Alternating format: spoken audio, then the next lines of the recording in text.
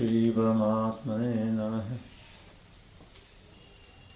All those who are guiding in this field of spirituality have the right to say that they are teaching the truth, the true spirituality. All have the right. So I also have the right to say, without the least doubt, that I am teaching the purest spirituality that I know. By this, I mean to convey to you that those who have divided life into compartments of worldly life and spiritual life are false people. I disagree with them. Life is one. There are only two angles from which life can be led. One angle, one direction is worldly, another direction is spiritual. The external world, the activities will be the same. The inner motive will change. I agree 100%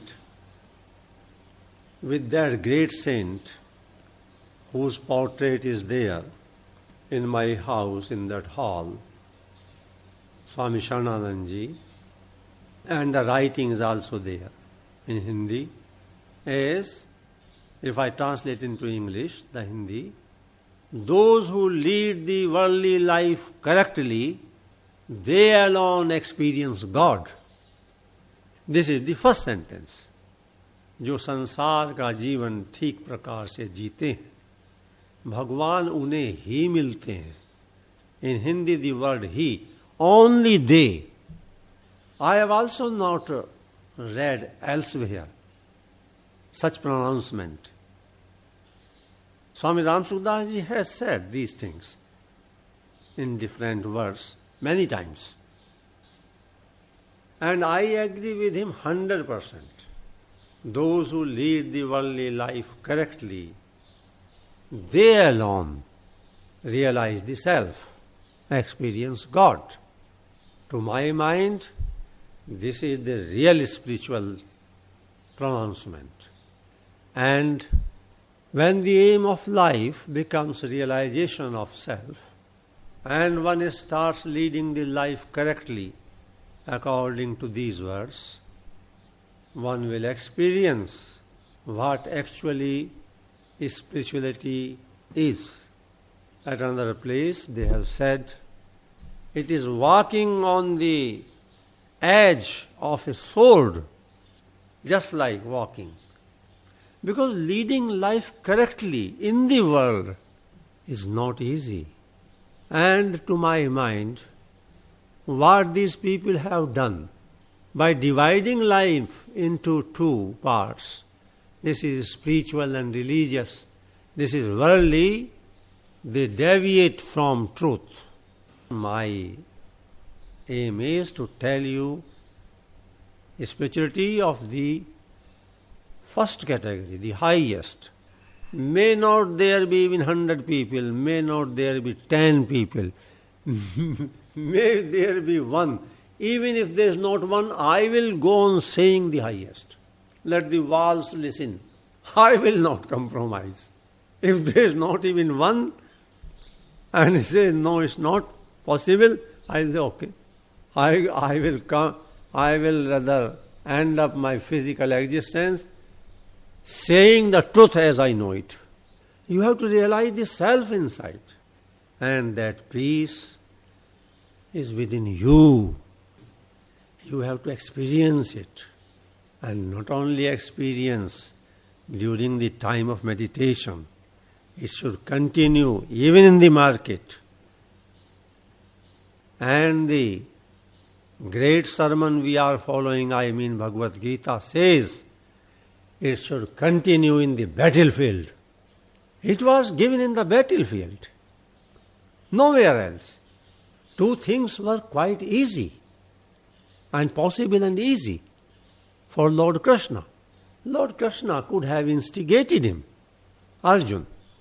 Oh, these are the people who wrongfully took over your kingdom, your enemies, who insulted your wife and tried to kill you all several times.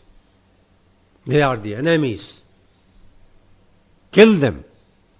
And then, being motivated by the Lord in rage, in anger, he would have started the war, battle. This Krishna did not do. He did not instigate. Another thing, after the sermon was over, it could also have happened that Arjun might have said to the Lord, "Oh, you have given me the real teaching about life, and I have come to know that without knowing the self, realizing the self, life is meaningless. And for that you said that in chapter 6 meditation is there, all the method. So I have known the gist of the teaching. I am going to Haridwar there. Kurukshetra, the battlefield, is not very far away from there." He could have said, "I am going there, you also please be with me there as my guru. Let us sit on the banks of the Ganges and meditate there to realize the self. Others will decide the matter. All right, brothers, and you all the people, others there, my cousins, etc., you fight and decide. I am going for self-realization with my guru." This did not happen. The third thing happened and must happen. If you find it your duty to fight with them and even to kill them, then fight with them and kill them, but remain peaceful from inside. Don't kill them in rage and anger and due to animosity. No. Then it will be a bondage in you and with you. Duty should be performed in calmness, quietness, peacefully. You find your duty that these are the people who are doing wrong things and they should be punished. And what I am saying is just, and as a warrior it is my duty. Fight with them. If they are to be killed, let them be killed. But don't have the animosity inside. It should be the feeling of duty.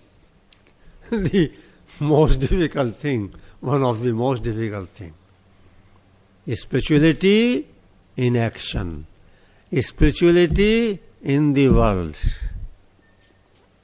While leading the normal life.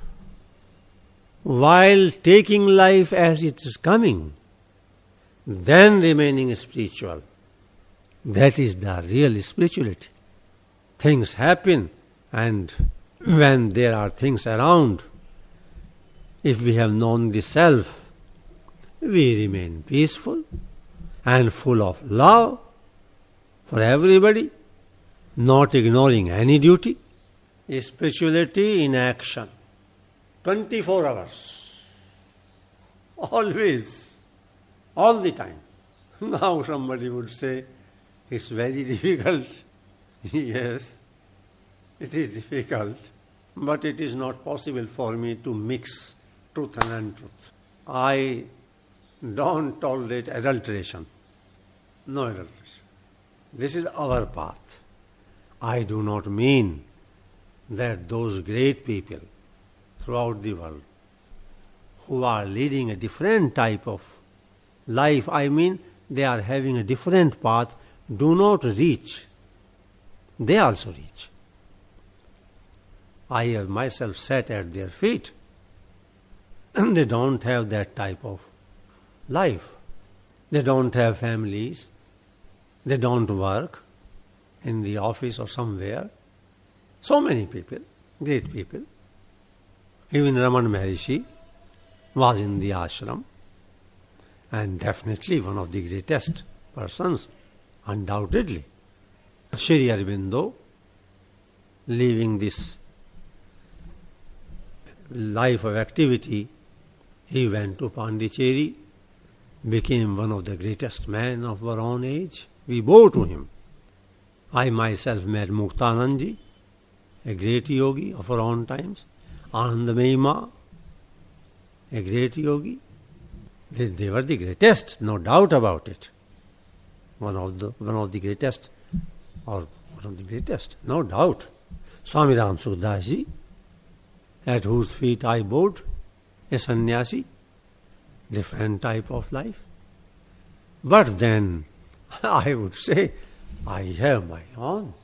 This is this, like this, not changing anything, remaining wherever I have been put by God, doing the work which has come to my share, putting on the clothes according to season and the place and time, any clothes. In summer here, pajama and kurta must be there. If I am there in England, I have no problem in having a suit. These are external things. Of course, in certain things I will never compromise. For example, vegetarian food is a must. It should be taken. Wine should not be taken. In the fundamentals, we don't compromise. Anyway, why I have said this thing? Try to evolve in this way. Then you will be free of all conflicts one day. No conflict. And happiness and peace and love all the 24 hours. At every place. One following such a path need not think about heaven and hell.